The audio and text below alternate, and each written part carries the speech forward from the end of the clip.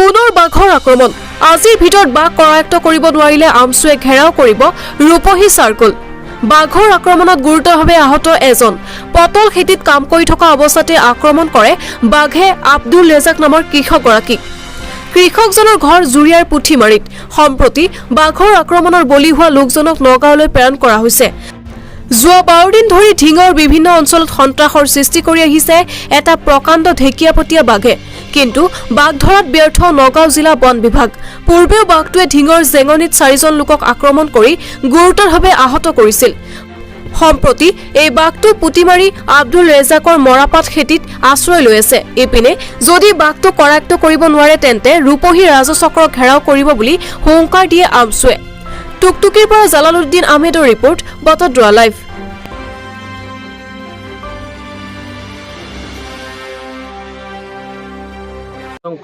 প্ৰায় 4-5জন মানুহ আহত হৈছে এতিয়ালৈকে বাঘটো কৰায়ত্ব কৰিব নাই আমচুৰ তৰফৰ পৰা আপুনি কি ক'ব না এইটো অসম চৰকাৰৰ যোনটো বন বিভাগ আছে এইটো এটা অকৰ্মণ্য বন বিভাগ আজি 12 দিন ধৰি নগাঁৱৰ উত্তৰ অঞ্চল জেঙনি জাৰামাৰী কলাডুবা বিভিন্ন এলেকাত বাঘৰ আতংকত 4-5জন মানুহ আহত হৈছে আৰু আজি পুথিমাৰীত ৰাতিপুৱা প্ৰায় 8:30 মান বজাত আব্দুল ৰেজাক নামৰ এজন বৃদ্ধ লোক দুখীয়া পৰিয়ালৰ মানুহ যিজন মানুহ বেলেগৰ ঘৰত থাকে দিন হাজিৰা কৰিলেহে পৰিয়ালত ভৰণ পোষণ দিব পাৰে তেনেকুৱা এজন মানুহক আজি বাঘে আক্ৰমণ কৰিছে আৰু এই বাঘটোক আজি 12 দিন হৈছে বন বিভাগে কৰায়ত্ব কৰিব পৰা নাই আমি দেখা পাই আছোঁ বন বিভাগে এটা নাটক পিঞ্জিৰা লৈ আহিছে বিভিন্ন ধৰণৰ নাটক কৰি আছে এইটো এটা নাটক তাৰমানে ইমান দিন বন বিভাগে মানুহ হত্যা কৰিছে মুছলমান মানুহক গুলিয়াই হত্যা কৰিছে এতিয়া বাঘ লগাই দিছে বাঘে যাতে মুছলমান মানুহক হত্যা কৰিব পাৰে এই কাৰ্যক আমি ধিক্কাৰ দিছোঁ গৰিহণা জনাইছোঁ আজিৰ ভিতৰত যদি বাঘক ইয়াৰ পৰা কৰায়ত্ব কৰিব নোৱাৰে অহাকালিৰ পৰা ৰাইজৰ সহযোগত আমি ৰূপহী চাৰ্কুল অফিচ ঘেৰাও কাৰ্যসূচী ল'ম যেতিয়ালৈকে বাঘক কৰায়ত্ব নকৰিব তেতিয়ালৈকে আমি চাৰ্কুল অফিচৰ পৰা ওলাই নাহোঁ কিয়নো এইটো মুছলমানৰ ওপৰত এটা অত্যাচাৰ আৰম্ভ কৰিছে ফৰেষ্টে মানুহ মাৰিলে অসম পুলিচে মানুহ গুলিয়াই মাৰিলে এতিয়া বাঘ লগাই দিছে এই বাঘ খালি মুছলমান এলেকাত সংখ্যালঘু অধ্যুষিত এলেকাত নহ'লেহেঁতেন বেলেগ এলেকাত থাকিলে লগে লগে যিদিনাখন ওলাইছিলে সেইদিনাখনেই কৰায়ত্ব কৰিলে হয় একমাত্ৰ মুছলমান হোৱাৰ কাৰণে আজি 12 দিন হৈ গ'ল এতিয়ালৈকে এই বাঘক কৰায়ত্ব কৰিব পৰা নাই এইটো এটা গাফিলতি এইটো এটা অকৰ্মণ্যতাৰ এইটো পৰিচয় দিছে অসম চৰকাৰ তথা অসমৰ যি বন বিভাগ আছে এই বন বিভাগে খুব সম্ভৱ আমাৰ এটা সন্দেহ হয় যিবিলাক মানুহ ইয়াত পঠিয়াই এইসকল মানুহ এই বিষয়ববীয়াসকল প্ৰশিক্ষণপ্ৰাপ্ত নহয় নহ'লে এটা বাঘক কৰায়ত্ব কৰিব কিয় নোৱাৰে ইমান উন্নত প্ৰযুক্তিবিদ্যা থকাৰ পিছতো এটা বাঘক কৰায়ত্ব কৰিব নোৱাৰে গতিকে এই কাৰ্যক আমি ধিক্কাৰ আৰু গৰিহণা জনাইছোঁ ৰাতি উজাগৰে থাকিব লগা হৈছে আপুনি কি ক'ব হয় অতি দুৰ্ভাগ্যজনক বিষয় যোৱা 3 তাৰিখত এই বাঘটো জেঙনি গাঁৱত ওলাইছিলে তাতে আব্দুল আজিজ আক্তৰ হুছেইন আৰু আতাউৰ ৰহমান নামৰ 3জন মানুহক আক্ৰমণ কৰিছে আৰু এই 3জন মানুহ এতিয়ালৈকে চিকিৎসাধীন হৈ আছে অতি জটিল অৱস্থাত সংকটজনক অৱস্থাত তেখেতসকলৰ চিকিৎসাধীন হৈ আছে কিন্তু তাৰ পিছত 3 দিনমান অতিবাহিত কৰিছে জেঙনি গাঁৱত বাঘটো তাৰ পিছত জাৰামাৰীলৈ গুচি গৈছে জাৰামাৰীত আমাৰ বন বিভাগৰ কৰ্মীসকল আহিছে যদিও অতি পৰিতাপৰ বিষয় যে তেখেতসকলে এটা ছাগলী কিনিবৰ পৰা পইচাটো তেখেতসকলৰ ফাণ্ডত বোলে নাই ছাগলী দিবলৈ তাতে পিঞ্জৰা পাতিছে কিন্তু বাঘটো কৰায়ত্ব কৰিব পৰা নাই আজি ঝাৰামাৰীৰ পৰা ৰাতি বলিগটীয়া গাঁৱত আহি সোমাই পেলাই আব্দুল ৰেজাক নামৰ এজন বয়সস্থীয় লোকক আক্ৰমণ কৰিছে তেখেত গুৰুতৰ অৱস্থাত বৰ্তমান নগাঁও ফুকনি চিকিৎসা মহাবিদ্যালয়ত চিকিৎসাধীন হৈ আছে গতিকে দুৰ্ভাগ্যজনক অতি লজ্জাজনক বিষয় হৈছে যে বন বিভাগ যে এই ক্ষেত্ৰত ব্যৰ্থ হৈছে আৰু আমি এটা এতিয়াতো অনুমান কৰি আছোঁ যে বন বিভাগৰ গুলিত নিৰীহ মানুহৰ প্ৰাণ ল'ব পাৰে নিৰীহ মানুহৰ প্ৰাণতকৈ এতিয়া জন্তুৰ মমতাটো চৰকাৰৰ পক্ষৰ মানুহৰ ওচৰত বেছি অনুমান কৰি আছোঁ কাৰণ সন্দেহ কৰি যদি 2জন ভাই ককাক একলগে গুলিবিদ্ধ কৰি যদি মৃত্যু কৰি দিব পাৰে তেতিয়াহ'লে বনৰ এটা জন্তুক তেতিয়া তেখেতসকলে কিয় কৰায়ত্ব কৰিব নোৱাৰে বা গুলিবিদ্ধ কৰিব নোৱাৰে এইটো আমাৰ সন্দেহ হৈ আছে যে যিহেতু এই ভাগটো মাইনৰিটি এলেকাত আহিছে, গতিকে হয়তো চৰকাৰ নিমাত হৈ আছে আৰু আমাৰ বন কৰ্মীসকলে গাফিলতি কৰি আছে। গতিকে ইয়াত আপোনালোকৰ আজি চেনেলৰ জৰিয়তে অসমৰ মুখ্যমন্ত্ৰী সন্মানীয় হিমন্ত বিশ্ব শৰ্মা ডাঙৰীয়াক অনুৰোধ কৰোঁ, আপুনি আপোনাৰ ফৰেষ্ট ডিপাৰ্টমেণ্টক আপোনাৰ পক্ষৰ পৰা এটা নিৰ্দেশ দিব লাগে যে অতি সোনকালে 5 ঘণ্টা বা 7 ঘণ্টাৰ ভিতৰত আমাৰ এই বলিগটীয়া গাঁৱৰ পৰা বাঘখন কৰায়ত্ব কৰি সিহঁতে সুকলমে যাতে ইয়াৰ পৰা লৈ যাব পাৰে, এইটো আমি স্থানীয় ৰাইজৰ পৰা আপোনালৈ আহ্বান জনাইছোঁ। আৰু এটা অভিযোগ উত্থাপিত হৈছে, এতিয়া সিহঁতে কেনেকুৱা টেংগুলাইজ কৰিছে এইটো বন বিভাগৰ কৰ্মীসকলে জানে।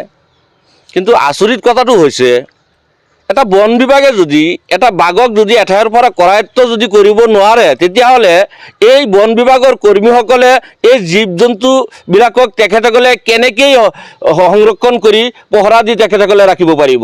চৰকাৰৰ হাতত এইখিনি সুবিধা, এইখিনি ফেচিলিটি নাই নেকি? এটা বাঘক এক ঠাইৰ পৰা আন ঠাইলৈ কৰায়ত্ব কৰি নিব পৰা এটা ব্যৱস্থা চৰকাৰৰ হাতত নাই নেকি? আচ্ছা, আজি ৰাতিপুৱা 7টামান বজাত আব্দুল ৰেজাকক বাঘে আক্ৰমণ কৰিলে আৰু ৰেজাকক অহামৰি ষ্টেচন নিয়া হ'ল। ইপিনে বন ৰজাই চাইছোঁ মুকলি আকাশৰ তলত ঘূৰি আছে আৰু বন বিভাগৰ মানুহ ঘূৰি আছে, একো নকৰে। আপুনি কি ক'ব? এইটোতো চৰকাৰৰ এটা আক্ৰোশমূলক নীতি অৱলম্বন কৰি আছে, আমাৰ এইটো উমান হৈছে। আৰু হয়তো চৰকাৰৰ ফালৰ পৰা বন বিভাগৰ কৰ্মীসকলক এনেকুৱা নিৰ্দেশনা জাৰি কৰিছে নেকি? নহ'লে কিয় তেখেতসকলে এই বাঘটোক কৰায়ত্ব নকৰে? কিয় তেখেতসকলে বাঘটোক আক্ৰমণ নকৰে? তেখেতসকলকতো লগতে হেৰি আছে, মজুত হাতিয়াৰ আছে। তেখেতসকলে এটা বাঘক যদি তেখেতসকলে গুলিবিদ্ধ কৰিব নোৱাৰে, আমি এইটো নকওঁ যে বাঘটোক গুলি কৰি মাৰি দিব লাগে। কমাছ কম বাঘটোকতো তেতিয়া তেখেতসকলে বিভিন্ন ধৰণৰ আজি চৰকাৰৰ হাতত হেৰি আছেতো, মেডিচিন আছে, সেই মেডিচিনৰ জৰিয়তে এই বাঘটোক কৰায়ত্ব কৰিব পাৰে। কিন্তু ইচ্ছাকৃতভাৱে তেখেতসকলে এইটো কাম কৰা নাই, এইটো আমাৰ অনুমান হৈ আছে। গতিকে আমি আকৌ আপোনালোকৰ চেনেলৰ জৰিয়তে অনুৰোধ জনাই আছোঁ চৰকাৰ প্ৰশাসনক, আপোনালোকে অতি সোনকালে বাঘটোক কৰায়ত্ব কৰক, নহ'লে আমাৰ স্থানীয় ৰাইজে কিন্তু ইয়াৰ বিপক্ষে কিন্তু ওলাই আহিব। তেতিয়া কিন্তু আপোনালোকৰ প্ৰশাসন সম্পূৰ্ণভাৱে ইয়াৰ বাবে জগৰীয়া হ'ব। আহত হৈছে, তেওঁলোকৰ সাহায্য সম্পৰ্কে আপুনি কি ক'ব? নাই, আমি যি গম পাইছোঁ আগৰ যিখিনি আপোনাৰ হেৰি হৈছিলে, আক্ৰমণ হৈছিলে, কোনে সাহায্য কৰি আছে আমি গম নাপাওঁ। বিভিন্নজনৰ যোগাযোগ কৰি আছে, লগ কৰি আছে। কিন্তু আজি যিজন মানুহ আহত হৈছে, মই নগাঁও জিলাৰ DC চাহাবৰ লগত আলোচনা কৰিছিলোঁ আৰু তেখেতে কৈছে ইতিমধ্যে তেখেতৰ চিকিৎসাৰ কাৰণে যাৱতীয় ব্যৱস্থা কৰা হৈছে, মেডিকেলত নিয়া হৈছে বা খবৰ ৰখা হৈছে বুলি আমাক অৱগত কৰাইছে। এই পৰিয়ালক আৰ্থিক সাহায্য এটা, কিয়নো দুখীয়া পৰিয়াল, চৰকাৰৰ ফালৰ পৰা এটা এককালীন সাহায্য দিয়াৰ কাৰণে আমি দাবী উত্থাপন কৰিছোঁ। আৰু এটা অভিযোগ, সংখ্যালঘু অঞ্চল হোৱাৰ কাৰণে বাঘ দীৰ্ঘদিন ধৰি বিচৰণ কৰি আছে, কিন্তু আজিলৈকে এটা বাঘক ভাৰত চৰকাৰে কৰায়ত্ব কৰিব পৰা নাই। এইটোতো আচৰিত কথা। মানুহতকৈ বাঘৰ মূল্য বেছি হৈ গৈছে। যি মানুহতকৈ আমি দেখা পাইছোঁ বাঘৰ মূল্য বেছি হৈ গৈছে। আৰু এইটো মই কৈছোঁ যেন বিশেষকৈ ধৰ্মীয় সংখ্যালঘু মুছলমান এলেকা হোৱাৰ কাৰণে এই বাঘটো কৰায়ত্ব কৰাৰ কাৰণে ইমান গুৰুত্ব দিয়া নাই। বেলেগ জেগাত হ'লে হয়, তেতিয়াহ'লে ইমান দিন নাথাকে, একদিনতে যেনেকৈ হওক বাঘটো ধৰি লয়, হয়তো বাঘটোক হত্যাও কৰিলে হয়। কিন্তু আজি আমি হত্যা কৰিব কোৱা নাই, আমি কৈছোঁ বাঘটোক ধৰাৰ কাৰণে বিভিন্ন কৌশল অৱলম্বন কৰিব পাৰে। সিদিনাখন JCB লৈ চাইছোঁ, বাঘৰ ওচৰত গৈছে কিন্তু ধৰিব পৰা নাই। গতিকে বিভিন্ন কৌশল অৱলম্বন কৰিব পাৰে, সেইখিনি কৌশল কিয় অৱলম্বন কৰা নাই? ভাল এক্সপাৰ্ট কিয় অনা নাই? গতিকে ভাল এক্সপাৰ্ট আনিব লাগে। আজি DCয়ে জনাইছে এক্সপাৰ্ট আহি আছে বুলি, আমি আজিৰ দিনটোৱে চাম। আজি যদি কৰায়ত্ব কৰিব নোৱাৰে, কালিৰ পৰা আন্দোলন আৰম্ভ হ'ব। নাই, আজি যেন নতুন এইটো নহয়। আজি 10-12 দিন ধৰি নগাঁৱৰ উত্তৰ অঞ্চল, জাৰামাৰী, জেঙনি, কলাডোবা, আপোনাৰ ডুমডুমীয়া বিভিন্ন এলেকাত ইমান দিন আতংক আছিলে। আজি ৰাতিপুৱা অনুমান 8:30মান বজাত পুঠিমাৰিত এজন মানুহক, আব্দুল ৰেজাক নামৰ মানুহ, বৃদ্ধ মানুহ, একেবাৰে দুখীয়া পৰিয়ালৰ মানুহ, বেলেগ এটা ঘৰত লোকৰ মাটিত থাকে আৰু দিন হাজিৰা কৰাৰ পিছতহে পৰিয়ালে খাবলৈ পায়, তেনেকুৱা এজন মানুহক বাঘে আক্ৰমণ কৰিলে। এই ঘটনাক আমি তীব্ৰভাৱে আমচুৰ ফালৰ পৰা গৰিহণা জনাইছোঁ, ধিক্কাৰ জনাইছোঁ। অসম চৰকাৰে যি ঢোকঢাল বজাই আছে যেন অসমখন উন্নয়নৰ ফালে গৈ আছে, কিন্তু অসম চৰকাৰে দেখা পোৱা গৈ আছে মানুহক সুৰক্ষা দিব পৰা নাই। অসম চৰকাৰে মানুহক সুৰক্ষা দিব পৰা নাই। যিখন চৰকাৰৰ বন বিভাগে আপোনাৰ মানুহক শূন্য দূৰত্বৰ পৰা গুলিয়াই হত্যা কৰি আছে আৰু সেই চৰকাৰৰ বন বিভাগে আজি 10-12 দিন হৈছে এটা বাঘক কৰায়ত্ব কৰিব পৰা নাই। আমি দেখা পাই আছোঁ আজি 10-12 দিন ধৰি বিভিন্ন ধৰণৰ নাটক চলি আছে, কিন্তু আজি উন্নত যুগ, এই যুগত বিভিন্ন পদ্ধতি অৱলম্বন কৰি বাঘক কৰায়ত্ব কৰিব পৰা যায়। আমাৰ এটা সন্দেহ হৈছে ইয়াত এটা হেমাহি চলি আছে, কাৰণ বাঘটো যোনটো এলেকাত আছে সংখ্যালঘু অধ্যুষিত এলেকা, আৰু সেই সংখ্যালঘু অধ্যুষিত এলেকা হোৱাৰ কাৰণেই হয়তো বন বিভাগৰ বা চৰকাৰৰ কোনো মনোযোগিতা নাই যেন এই মানুহখিনিক বাঘে আক্ৰমণ কৰি শেষ কৰি দিয়ক, আমাৰ ইয়াত কি আহে যায়। গতিকে এই কথা আৰু সহ্য কৰা নহ'ব। আজি ৰাতিপুৱা মই নগাঁও জিলা আয়ুক্তৰ লগত ফোনত যোগাযোগ কৰিছোঁ, তেখেতে কৈছে গুৱাহাটী আৰু কাজিৰঙাৰ পৰা টীম আহি আছে, আমি আজিৰ দিনটো চাম, আজি যদি বাঘক কৰায়ত্ব কৰিব নোৱাৰে অহাকালি আমি আন্দোলনৰ কাৰ্যসূচী ঘোষণা কৰিম ৰাইজৰ সহযোগত।